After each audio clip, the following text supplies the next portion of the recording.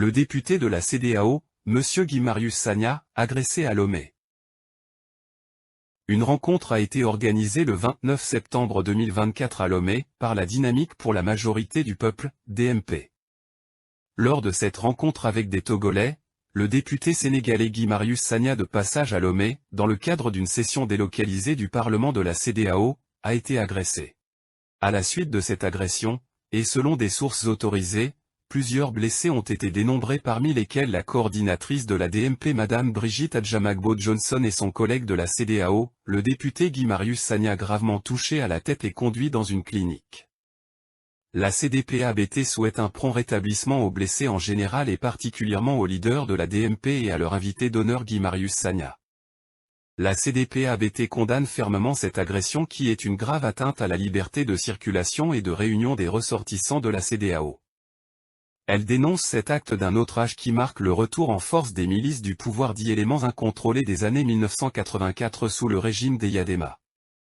La CDPABT estime que le recours à la force ne peut pas ébranler la détermination des peuples à réaliser le changement démocratique dans le pays. La CDPABT condamne fermement cette agression qui est une grave atteinte à la liberté de circulation et de réunion des ressortissants de la CEDEAO. Elle dénonce cet acte d'un outrage qui marque le retour en force des milices du pouvoir dit éléments incontrôlés des années 1984 sous le régime des Yadema.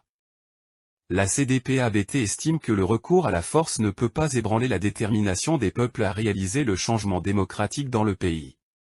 La CDPABT demande à l'ensemble de l'opposition togolaise d'être vigilant, de se débarrasser de l'idée qui domine les esprits dans le pays, et qui fait croire que le régime togolais est devenu démocratique. Dans un pays démocratique, cet acte ignoble est intolérable. Par conséquent, l'opposition devra tirer toutes les conséquences de cette agression et changer sa politique d'opposition pour promouvoir une autre politique que la CDPABT appelle de tous ses vœux. Une politique alternative d'opposition portée par un mouvement chargé de créer les conditions du changement démocratique dans notre pays. La CDPABT exhorte tous les partis panafricains à se mobiliser pour demander aux autorités de la communauté de veiller davantage à la sécurité de tous les citoyens où qu'ils se trouvent dans les États de la sous-région, conformément aux principes fondateurs de la CEDEAO. Elle observe que toute violation permanente de ces principes décrédibilise l'institution communautaire. C'est pourquoi le Parlement de la CEDEAO doit fermement condamner cette agression. Fait à Lomé le 2 octobre 2024. Pour la CDPABT, le premier secrétaire, professeur, Egou Konou. Merci de votre attention.